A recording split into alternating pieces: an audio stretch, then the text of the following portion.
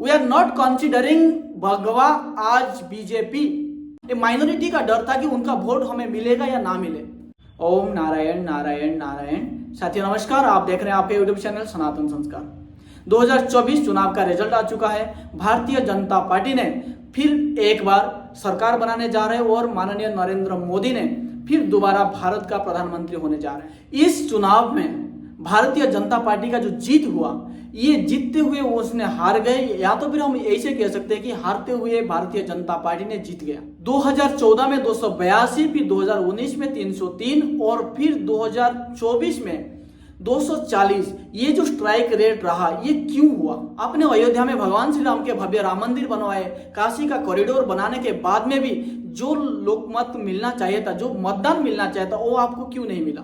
पिछले 10 वर्षों में आपने भारत के लिए बहुत कुछ काम किए जिससे कि भारत गर्व करता है और पूरे विश्व में आज भारत का नाम बड़ी गर्व के साथ लिया जाता है। कश्मीर में 370 को हटाना हो, या तो 3 तलाक का मुद्दा का सुलझाना हो, या तो भारत में गांव गांव में पक्के सड़क बनाना हो, प्रधानमंत्री आवास योजना में कई करोड़ों लोगों तक, कई गरीबों को घर मिलना हो, हर एक के घर में बिजली पहुंचाना हो, या तो शुद्ध पानीय जल का हर किसी के घर में पहुंचाना हो, हर किसी के घर में उजाला योजना के तहत आप गैस पहुंचाना हो। ऐसे आपने कई अच्छे कार्य, और सबसे बड़ी चीज है कि आपने कोरोना काल में जो कार्य किए हैं पूरे विश्व के लिए, वो भारत को पूरे विश्व में गर्व के साथ भारत का नाम लिया जाता है।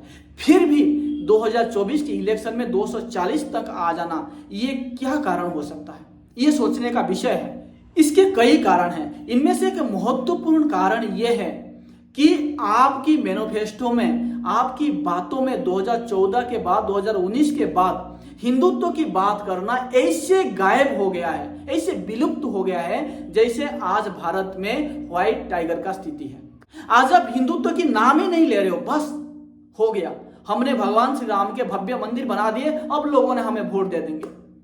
आपने सबका साथ सबका विकास का काम किया, सबका साथ सबका, ये बहुत अच्छी बात है। सबको साथ लेकर सबका विकास करना बहुत अच्छी बात है, लेकिन आप उन्हीं को भी साथ लेना चाहे जो अपने नहीं होते, आप उनके बाप बनना चाहे। आपके कार्यकर्ता मारे गए, लेकिन आपने एक मुंह खोल के एक उनके लिए कुछ बात नहीं कही।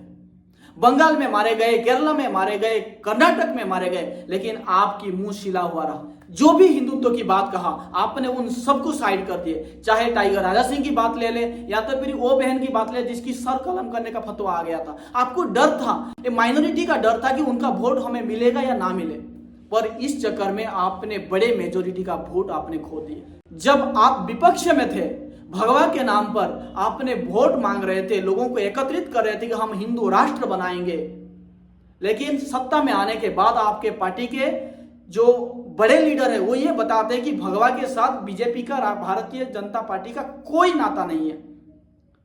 वी आर नॉट कंसिडरिंग भगवा आज बीजेपी। ये आप क्या कहते हो? राष्ट्रीय स्वयंसेवक संघ, बजरंग दल, इन्होंने, इनके जो सामान्य कार्यकर्ता है, ये सामान्य कार्यकर्ता अपनी जी जान लगाकर जो भी कार्य करते हैं, निस्वार्थ भाव से जो भी सेवा करते हैं, वो सारे सेवा बीजेपी के लिए ही होता था। लोगों ने उनको डायरेक्टली हो या इनडायरेक्टली हो, उनको हमेशा बीजेपी के लोग ही बताते हैं। जब मैं भी अपने गांव में जाता हूं और कुछ भी सेवा कार्य हम करते हैं, लोग हमें कहते हैं कि ये तो बीजेपी वाला है, तू तो बीजेपी का है। हम जो भी कार्य करते हैं निस्वार्थ भाव से, वो सारे के सारे काम बीजेपी को ही रिप्रेजेंट करता था। पर आपने एक ही बात में बता दिया कि भगवा के साथ हमारा कोई कनेक्शन नहीं है। अभी तक आप हमारे वीडियो को देखने के लिए आपका बहुत बहुत धन्यवाद। अंत में दोस्तों, आप सब लोग एक साथ मेरे साथ में बोलिए, सत्य सनातन वैदिक धर्म की जय। जय हिंद दोस्तों, वंदे मातरम।